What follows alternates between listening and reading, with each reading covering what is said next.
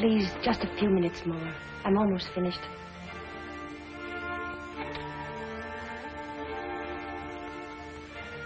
Will you please give this letter to the warden? It's for Mr. Finch. I will.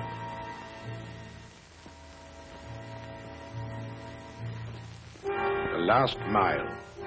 The last long walk to the death chamber and eternity. An eye for an eye. A life for a life. It is so written. The state which cannot give life demands a right to take life. Mary Kirk walked those 39 steps unafraid, leaving behind a letter, a document of courage. In 1 hour, I shall be dead, killed by the hand of the man I love. I can hear the preparations for my execution. I can feel the expectant hush through the cold walls. The time element made this case tough. I saw Finch tonight at the grotto about 7, still trying to solve the case, even at that late hour. I don't deserve so much credit. Dr. Bradford's the one you boys should feature. Well, give us a story. That's why we're here. Sorry, Finch. Well, this is the key that unlocked the Mary Kirk murder case. It belongs in here until it becomes Exhibit A. Something to remind me that you're never licked until you give up. I remember that case, Finch. A pistol packing mama. Was she tough? That ace of spades was the killer's calling card in the Macomber murder. Boy, was she torrid. I thought you were falling for her, Finch. How about the little blonde who met you in the grotto tonight? Susie, you're a wolf in criminologist clothing. Mm-hmm. I'm supposed to be a psychologist. Well, boys, here's the story. Starting at the beginning. Some of you may not know that part. Well, none of us knew you were in on it until after the trial. I'll begin with the night I met Brad, Dr. Bradford.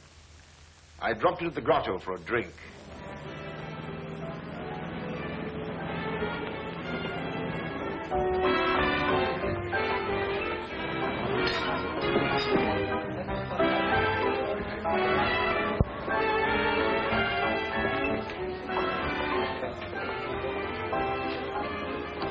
Bourbon and soda, please. No ice. So after all that, what could I do? I just had to accept the mink coat.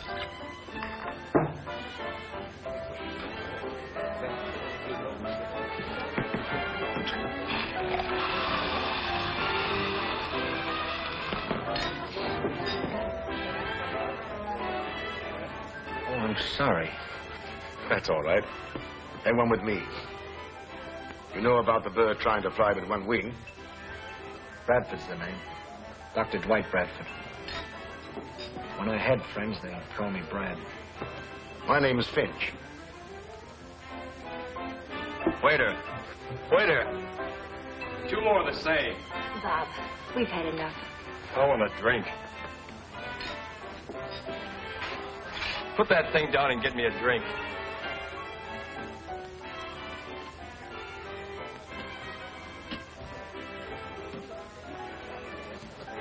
Office around here? No, I'm not a practicing physician. I'm doing some research. You're lucky. Doing something you like. Aren't you? Charles Finch, the criminologist. I've seen your picture in papers. I keep insisting that I'm a psychologist. And I say I'm a scientist, but I haven't proved it yet. That's not all. I've got another job. Have to. Scientists rarely make a living. But I don't talk about it.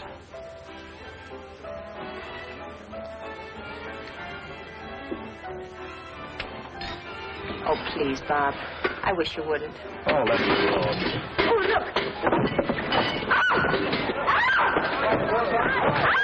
All right?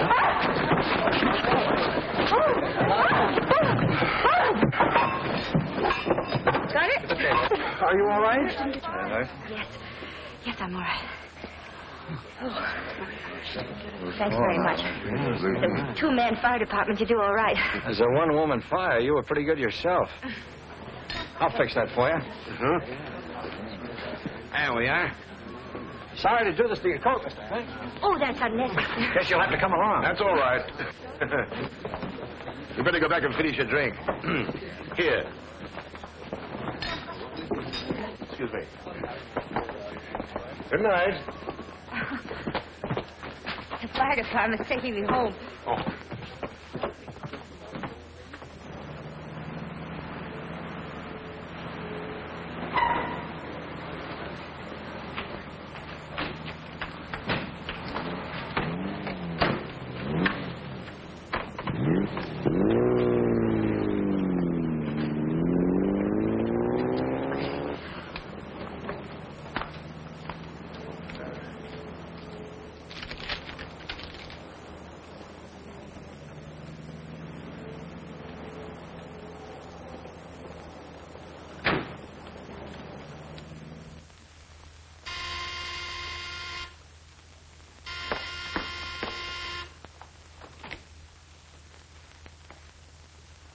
Come on in. We're inspecting the damage. Oh, this is my sister, Susie Kirk, Mr. Finch. How'd you do? Nothing exciting like that ever happens to me. It's always Mary. Don't bother, Doctor. It's completely ruined. Susie, didn't you come in just before we did? Oh, why, no. I've been home all evening. I knew Susie was lying, but thought no more about it. In fact, the incident had been almost forgotten. When one night, I received a call from Dr. Bradford. He wanted me to meet him in his laboratory, saying there was a special reason for requesting it.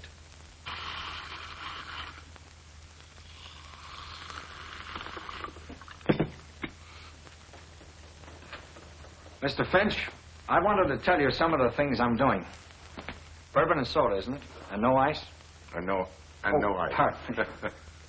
A few months ago, the papers and magazines carried some surprising stories about the celebrated Dr. Ziegfeld, who has since died. He claimed he had revived animals after they had been dead for some time. Yes, I read about it. Now, from my own research, I'm convinced he was right.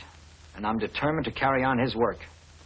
The very essence of life, I believe, clings to cells and is held in the heart of atoms for an indefinite length of time, depending somewhat upon how we meet our end. If you could find some way to bring people back from that borderland, you'd be one of the world's great benefactors. Take, for instance, a case of death by drowning. Or electrocution. I told you I had a job I dislike, that I hate. I'm the executioner for the state. I'm the man who throws the switch to kill those condemned to die. That's not what one might call a pleasant job, but in your case, I can understand it. Not only that, but I must work. It costs quite a lot to run this laboratory, and I have to have money. And I suppose you have opportunities to study those who have been legally put to death. Only with limits. Permission must be obtained. There's a lot of red tape, and properly so. This is undoubtedly an imposition, but I simply had to talk it over with someone. You're a criminologist and a psychiatrist. Here's to Mary. And to me. You don't mean it. My congratulations. Not so fast. What will she think when I tell her about my job? I don't believe any psychologist could answer that without knowing Mary better. Depends entirely upon her temperament. She might understand and regard the matter with a complete objectivity. And she might loathe me. Finish your drink and come with me. I can't stand the suspense any longer. I want you to have dinner with us tonight at the grotto, if you will. Of course. Here's to luck. Good luck.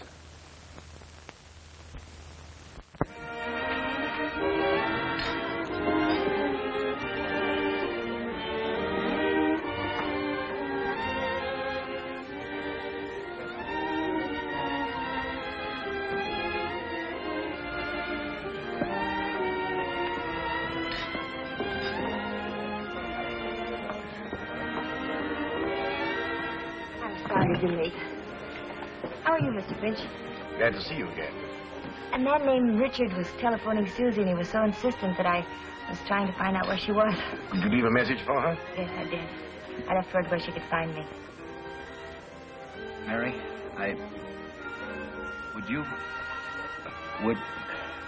Would you care for a drink? I'd like a cup of coffee. Coffee. Waiter, bring the lady a cup of tea, please. I said coffee. Coffee. She said coffee. Mary, this is probably the strangest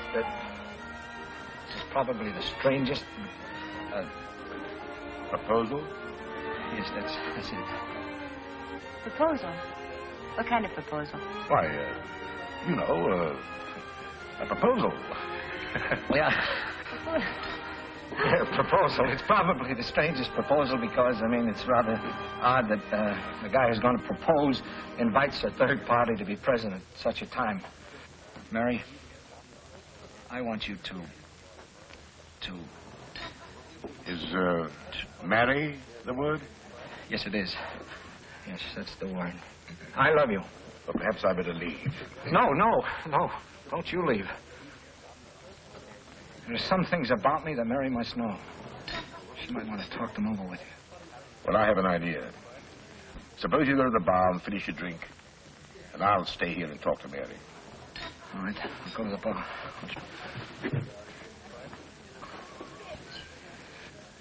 Give me a high rye ball. We're all out of high rye balls. How about a German with ginger ale? German, then. Yeah. German. If you could look upon Dr. Bradford merely as an instrument of the law. Oh, but surely he could get another job. If he loves me. He does love you. And we might get him another job, as you suggest. In fact, I already have an idea that might work out. But, Mary, try to understand that his chief reason for holding this position is because through his prison association, he had opportunities for investigation. Oh, but I couldn't, Finch. I simply couldn't.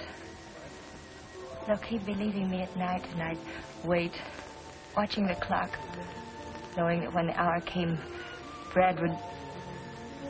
Oh, I couldn't.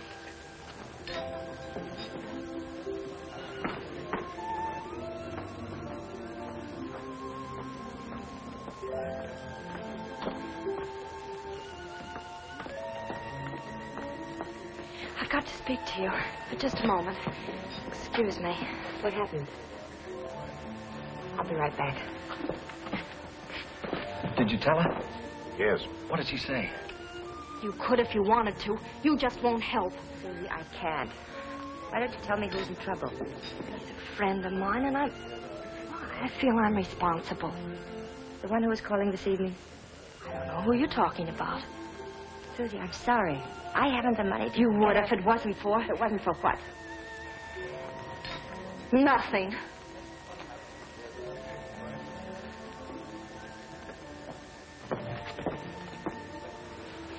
Your sister seems upset. Can I be of any assistance? No, thanks. Susie's always taking somebody else's troubles on her shoulders. Sit down, Mary. Well, I'm sorry, Brad. There's nothing more to be said, is there? Mr. Finch has probably told you how I feel about things. But somebody has to do it. It doesn't have to be the man I... Oh, give it up, Brad, please. I can't, Mary. Not yet.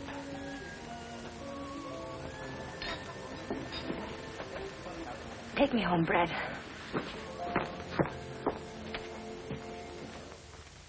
Some time passed. I used to see Brad now and then. He was quite depressed, dejected. One night, we were dining together at the grotto when... But let's get back to this letter for a moment. In a few minutes, I must answer with my life, because out of my father's past, a specter has come back to haunt me, to provide a motive for murder. Now, in order to better understand this, we should know a little more about Mary.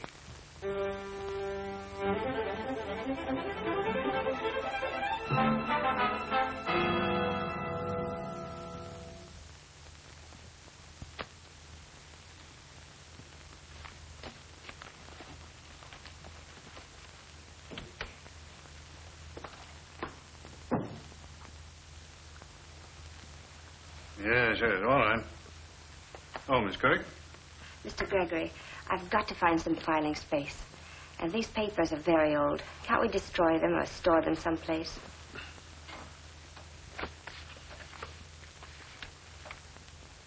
My, Tom Logan. I was too smart for that crook. I was appointed head of the civic committee to clean up the city. Picked the right man, busted the racketeers in jig time. Logan was killed. That was a dozen years ago. How'd you know that? The complaint stated. Oh, of course. I thought you were too young to remember. About the age of Tom Logan's oldest girl, I should guess. Then there was a younger one. One that died when she was born. I tried to find them both, plunk them in a reform school. But some relative of the mother's took her out of the state. Two little crooks, I suppose. Couldn't be anything else. Blood will tell. I pride myself on the fact that everyone working for me in my bank comes from the right people. I've personally examined their backgrounds and know they can all be trusted. What about me? You're the one exception. However, Frank Ross, my oldest friend, recommended you. His word's good enough for me. You've been with me for 5 years, and you wouldn't be in this confidential position if you hadn't shown the right stuff. Thank you, Mr. Gregory. What about the papers? You can get rid of them. No use of cluttering up things with these records. I've got a whole scrap of newspaper clippings at home. I'll take care of these the first thing in the morning. And if there's nothing more, I'll go home now. All right, good night.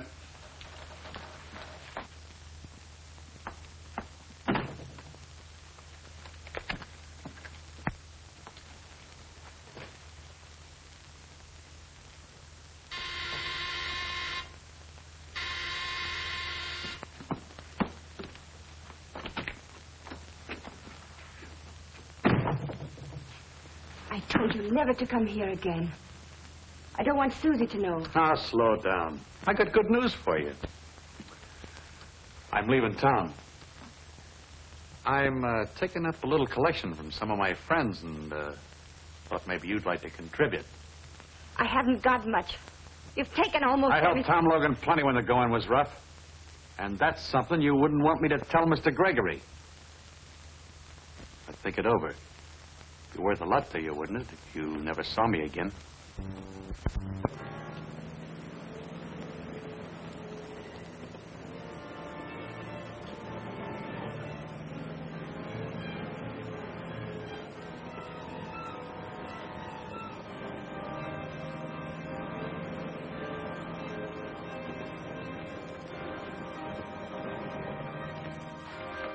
That money I've saved is for Susie.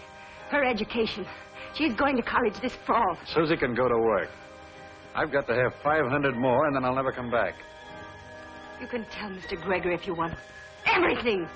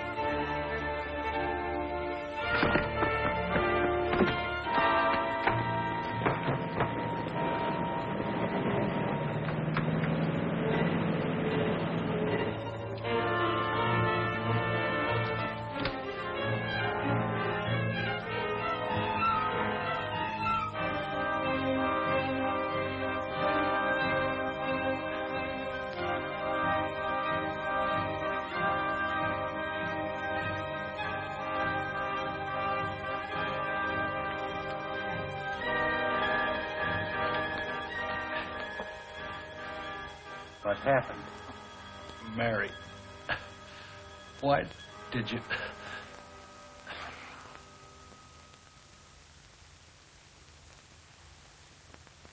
He says somebody named Mary done it.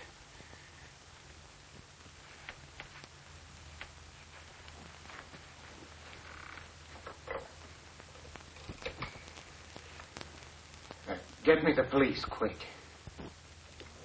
I may have some news for you. Good news. It'll take a little time, but...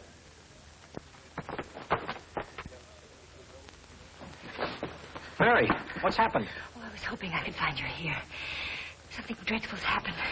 Please come with me right now. You say you found the man before he died, and he said something about this girl. He said, Mary, why did you? Who was the man? Who was he, Mary? You better tell us. The police can find out.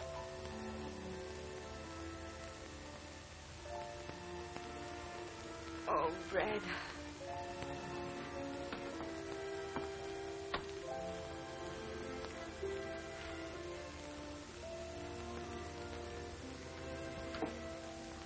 Who are you?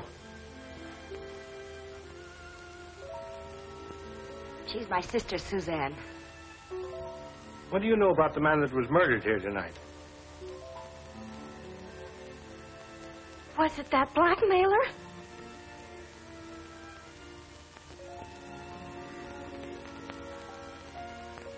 His name was Willis Millen. Good. Now we're going places. Millen, huh? Millen. I know. He was a front man for Tom Logan when he was running that pinball racket. So he was blackmailing you, was he? Yes. And you stood it as long as you could, but tonight you rebelled and you hit him over the head with that statue. I didn't kill him. I wasn't even in the room. Brad, you believe me, don't you? Of course I do. We'll get your fingerprints off that statue. You'd rather expect to find her fingerprints on it, wouldn't you? This is her home. You know, every so often we bump into you, Charlie Finch. You've probably forgotten that I have a couple of witnesses who saw her hit him over the head.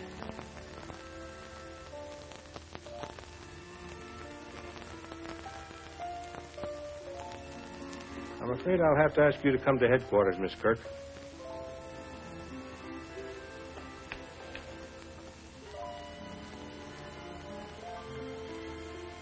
Have you found any other clues? I didn't search the place. One of the boys did. He didn't find anything. This isn't one of those tough cases that depends on clues. Perhaps. In my experience, there's no such thing as a sure conviction. Not even when there's a confession. The girl claims she didn't do it. Perhaps you'll need a key to unlock a mystery before you're through, Sergeant. It'll take more than a key to get her out of jail.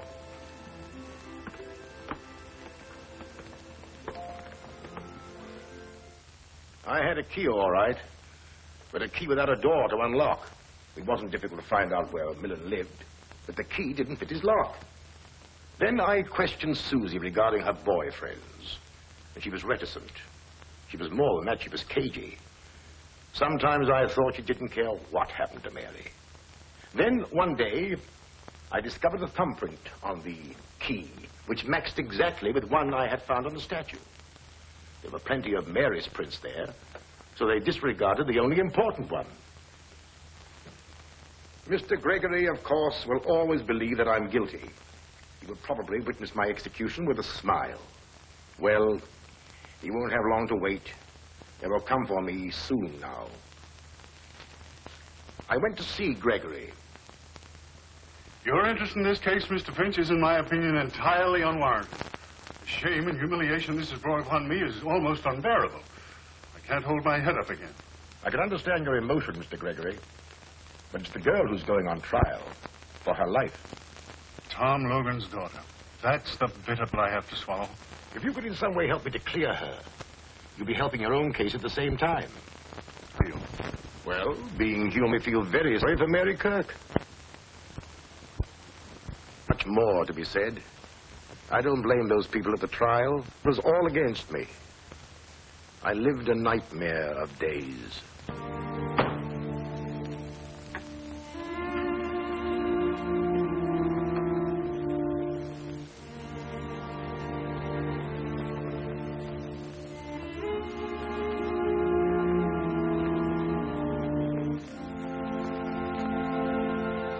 I first met Mr. Millen one night when my sister was out.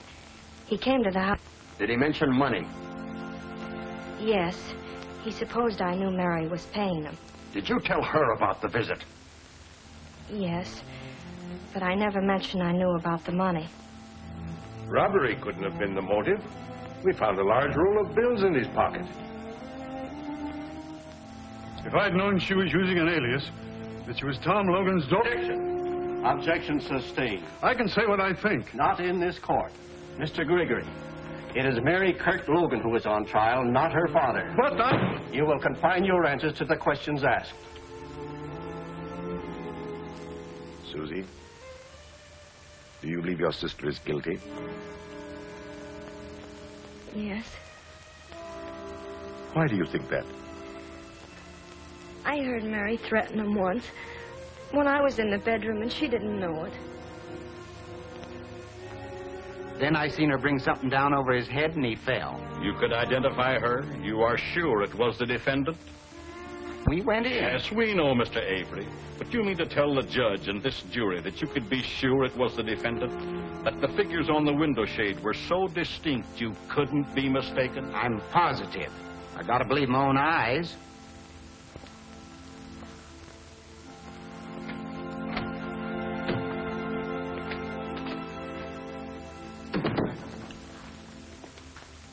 There's only one thing to do.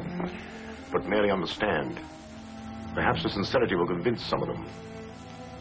When I came out of the bedroom, I saw no one.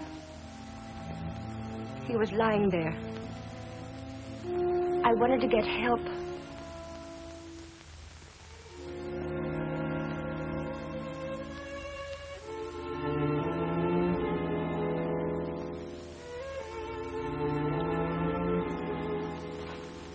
In all of my 16 years as attorney for this county, I've never tried a case so clear-cut. Everything is there. The alias under which the defendant was known, the blackmailer from out of her past, the growing desperation, the final demand, and the killing. Why should I waste your time pointing out the little things that go to prove her guilt? We've presented witnesses to the crime. This is a question of honesty. Human beings can be mistaken. 2 witnesses have sworn they identified the defendant. But it is possible, through the confusion of rapid action silhouetted on the window shade, that they could be wrong. I put the defendant on the witness stand so you could judge her honesty. If she were dishonest, she could have claimed Millen attacked her and she struck him in self-defense. She didn't claim it because she was telling the truth. We find the defendant guilty, as charged. On the night of April 15th at 11 o'clock,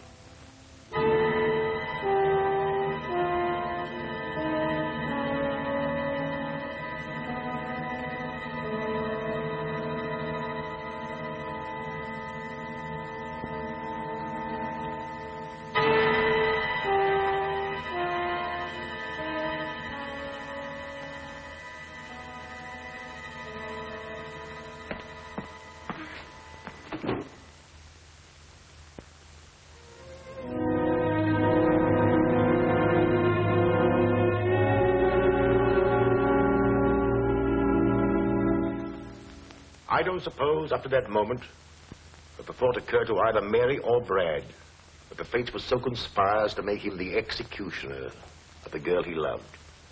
Yet fantastic, inhuman, call it what you will. Each read the thought in the other's eyes. Bradford could have refused. That is true. However, he didn't. Perhaps he hoped to bring her back to life after she'd been declared legally dead. Up to this point, there was nothing unusual as murder cases go. But a strange psychological change was taking place, as you will see.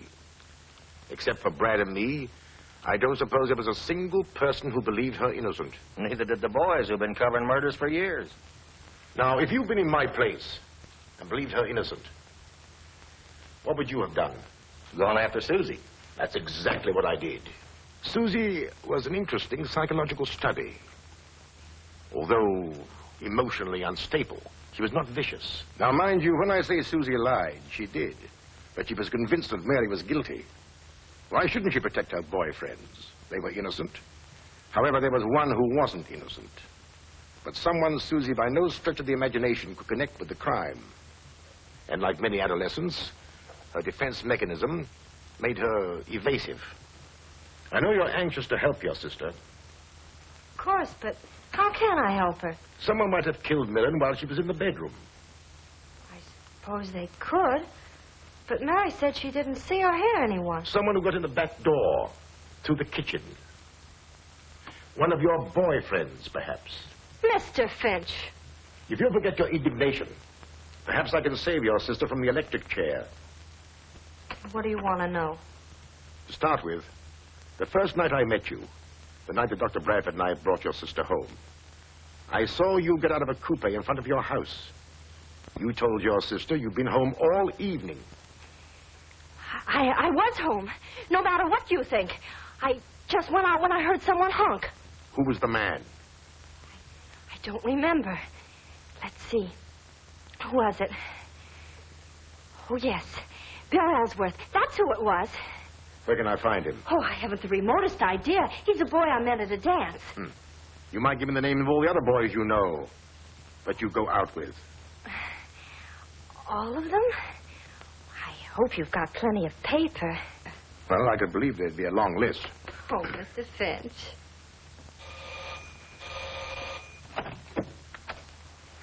Good morning. Does Bill Ellsworth live here? He does when he's home, but he's been in South America for over a year. I thought so. Excuse me.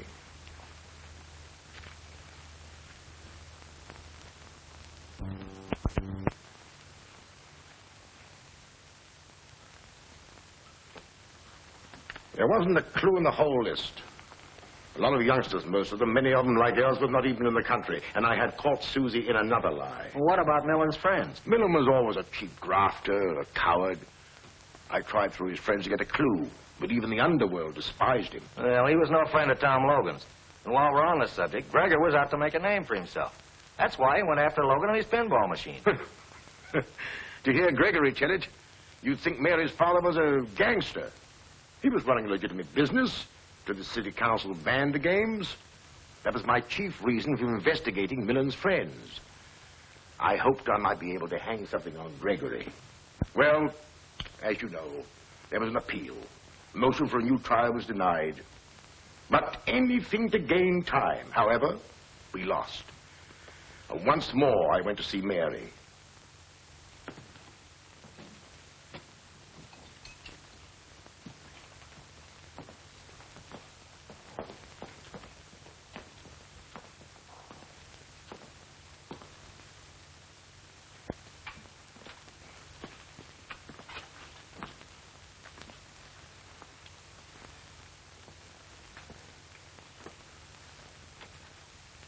Not yet. Is there trouble in finding someone with a motive? Do you remember the night you came out of the grotto to meet Brad and me, and you were late? You said some man had been telephoning Susie. Do you recall his name? No, I don't. It was a first name. I never heard Susie mention him before. But try. Try what it was. What did he say? Well, he didn't say much. He was excited and said, tell her... Yes?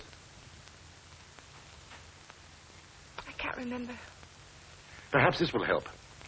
When Susie came into the grotto, what did she say? Did she use his name? No, all she said was that she had to have some money. And I tried to find out what it was for, but she wouldn't say. She wanted me to lend it to her. How much did she want? $1,000. Hmm. You and Brad were there at the time. I didn't feel I could pursue the subject. I just told her I couldn't let her have it. Someone, a man Susie knew, had to have $1,000. Maybe she'll remember that. I'll come again, Mary. Call me tonight, will you? Anything new from Finch? No. He's still at it. And he's the best man in the country. It's good to have a friend like him. I wish I could help as much. If I could only do something. You've done everything anybody could. You know I love you, Mary. And you believe me, don't you? I do.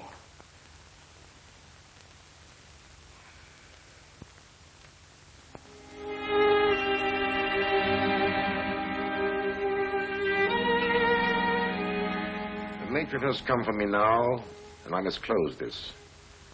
But I want to tell you something it will be difficult for you to believe.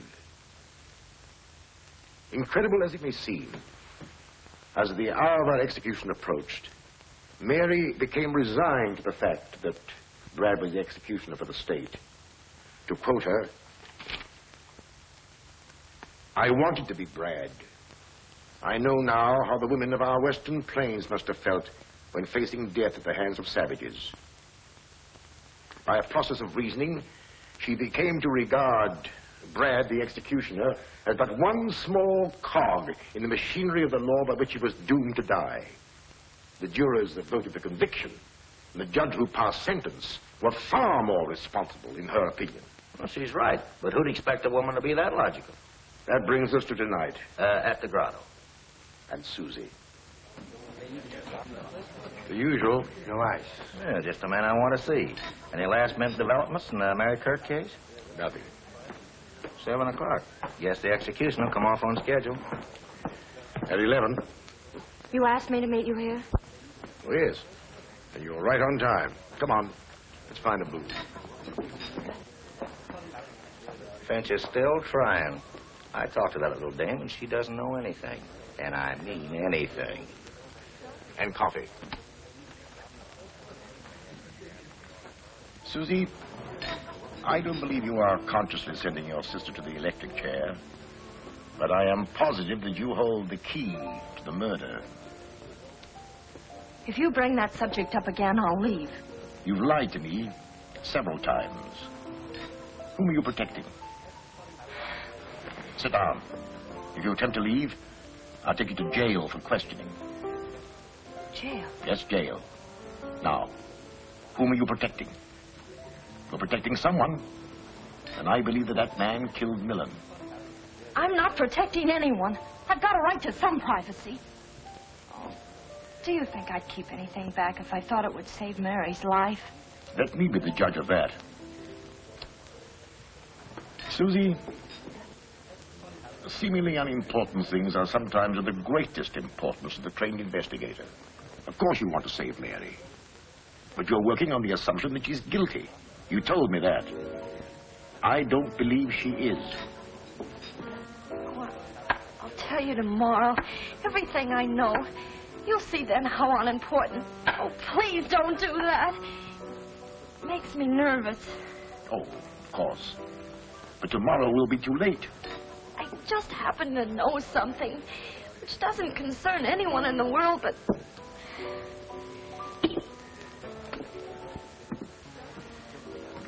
But whom? Someone you wouldn't know. It has nothing to do with me or you or Mary or anyone else. You better put that car key back in your pocket before you forget it. How do you know it's a car key? It would just as well be a house key. Oh, I don't know. I just supposed.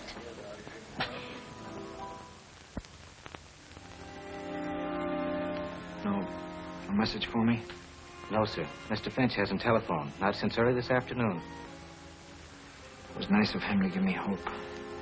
Nothing from... No, Doctor. She didn't ask for someone else to take my place? No, sir.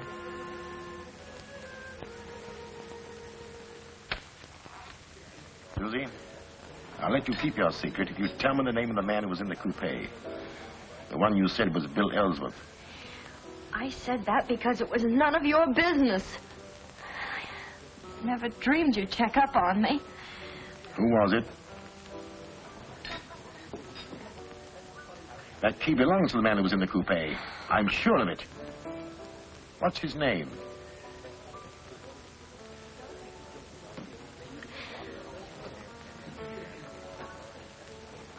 Ah, I remember his name. You tried to borrow money from your sister for him. His name is Richard. Oh. You wouldn't tell me because you were afraid it might involve you in some personal scandal. He was very close to you, wasn't he? Am I right? No.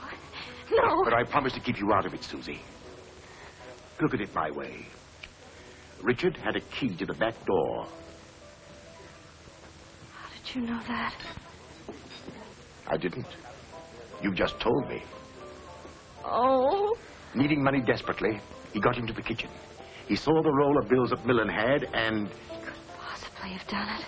I'm convinced that he did.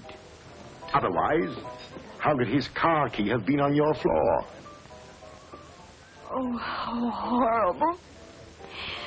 But it's too late. He's leaving town tonight. Alone? Or with somebody else?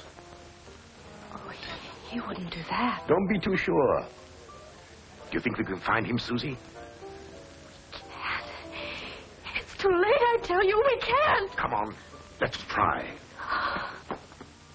Here's where he keeps his car. Is he getting away in it? Yes, that's what he said.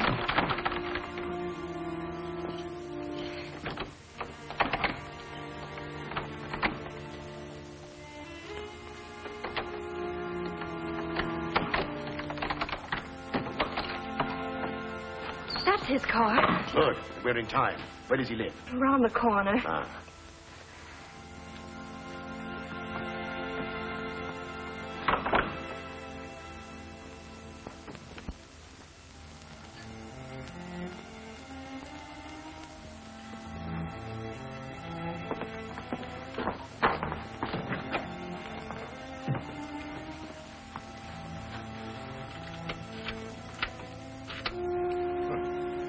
key fits all right.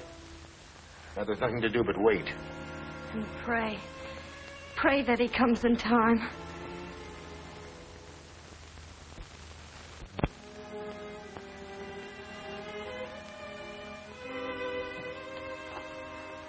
What time is it?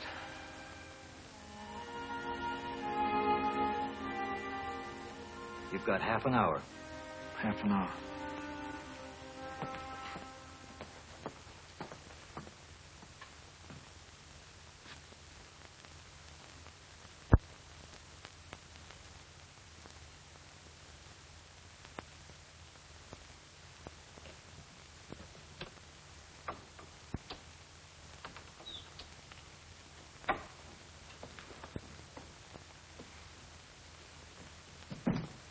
Richard. Susie. What are you doing here? I just had to see you before you left. I needn't have gone if you'd got me that money. Why didn't you grab Millen's money when you had a chance? Where were you? I protected you. Now you're deserting me. You're letting my sister die. Why, you... Stand where you are. All right, out. Quick.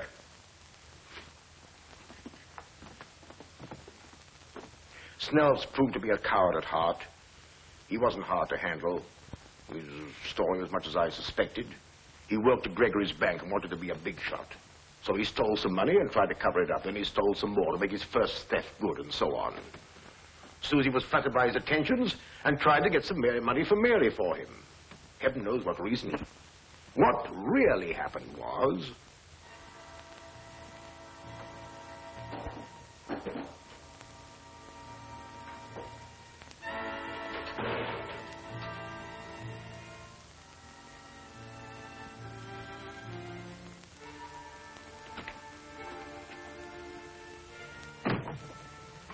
Never to come here again. I don't want Susie to know. Ah, slow down. I got good news for you. I'm leaving town. I'm taking up a little collection from some of my friends and thought maybe you'd like to contribute. You've taken all I helped Tom Logan plenty when the going was tough. And that's something you wouldn't want me to tell Mr. Gregory. That money I've saved is for Susie. Her education. She's going to college this fall. Susie can go to work. I've got to have 500 more, and then I'll never come back. You can tell Mr. Gregory if you want to. Everything!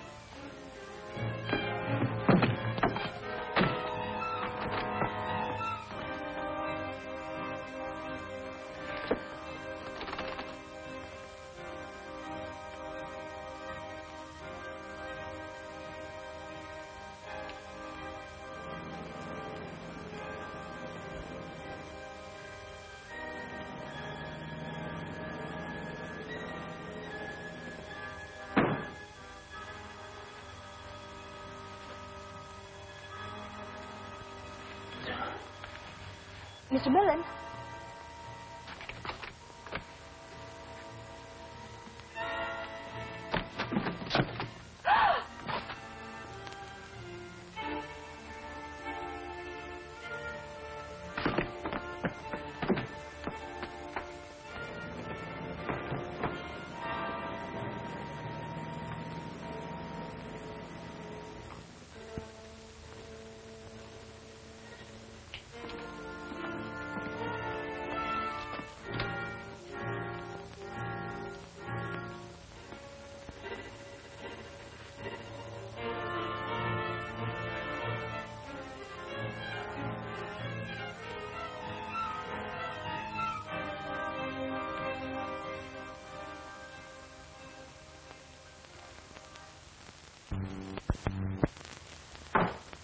Until Gregory hears this. Hello? Get me Governor Harrison on the phone. What? And hurry. It's a matter of life and death. Try the executive mansion. He told me he needed... Hello? Out? Well, find him. All right, we'll try there. Governor Harrison had a broadcast tonight. His wife doesn't know where he went from there. Oh, yes? Is Governor Harrison there? Left 10 minutes ago. Did he go home? Did he have anybody with him? Just his chauffeur. Thank you. Susie, Get on that telephone and keep trying. The police here will help you. Tell Mrs. Harrison who you are, and we have a confession. We're fighting against time. Get me a motorcycle escort. I'm going to try and convince that warden if I can get there in time. Oh, couldn't you telephone him? He won't listen to anybody but the governor. That's the law. But if I can see him, I might get him to delay the execution. Oh, I'll get the governor somehow.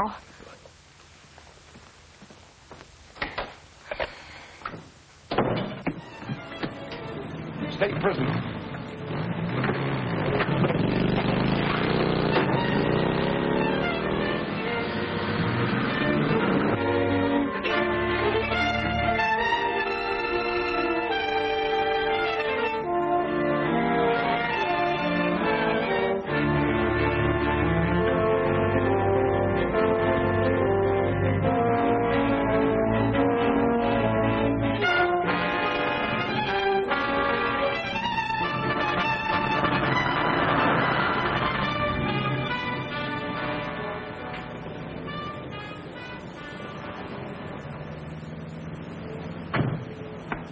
What are we doing here, Jennings?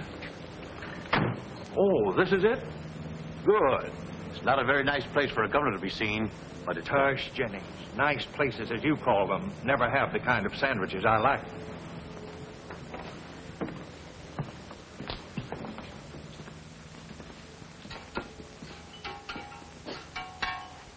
What can I do for you, fellas? Oh, excuse me.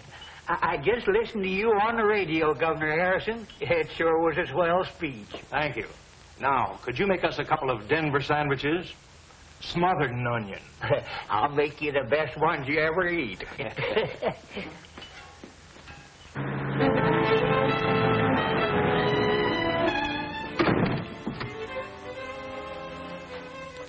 About time, Dr. Bradford. Yes, I know. Of course you know how I feel. How we all feel about it. Thank you.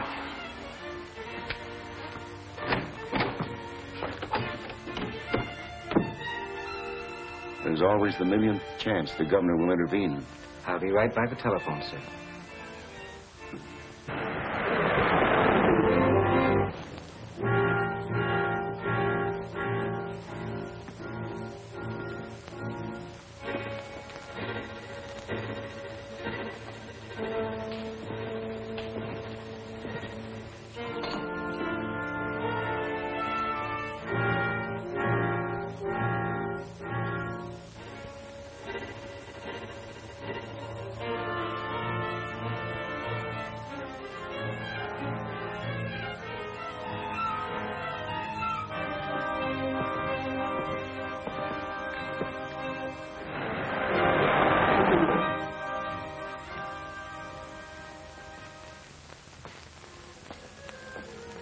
Late. Get on with it, Doctor. Come. No one wants to see that girl die. But the law says she must. No word from Finch? No. And none from the governor. She's innocent, Warden. You know she is. I believe she is. It's coming to know her. But it's... We can't kill her. We can't. We have no choice. Maybe you have no choice. But I have. I'm not going to throw the switch until I hear from Finch. Think of the girl. You can't let her sit there waiting. It's torture. I can't. Pull yourself together. You're a doctor. I'm human. Listen, Warden, I thought I could. I refused to give up this job when she asked me to. This is different. I love her. I can't kill her. Law or no law. Stand aside. I'll throw the switch. No, you won't. No one will. I'll give you one more chance. If you refuse, I'll call the guards with orders to shoot. Call them. That'll give her a few more minutes. And it'll take them some time to get me. Call them.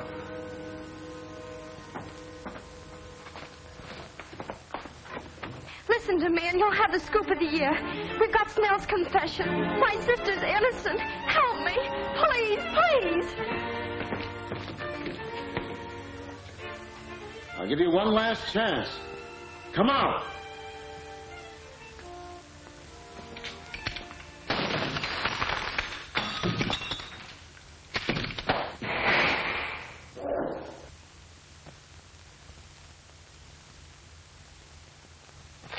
I'm glad you like it, Governor.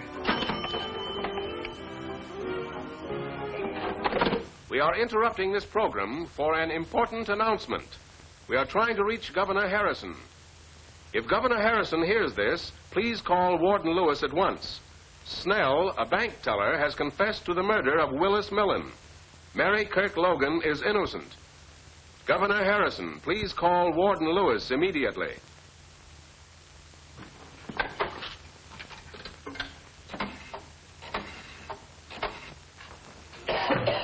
Just keep him here until I come out. Yes? Yes, sir. It's the governor.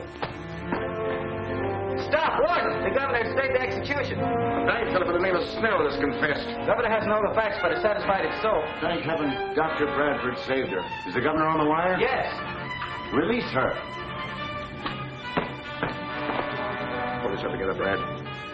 And bring Mary to me as soon as you have her released. The warden gave me this when I was leaving. That letter'd be worth a nice piece of change to my paper. Sorry, Max. It doesn't belong to me.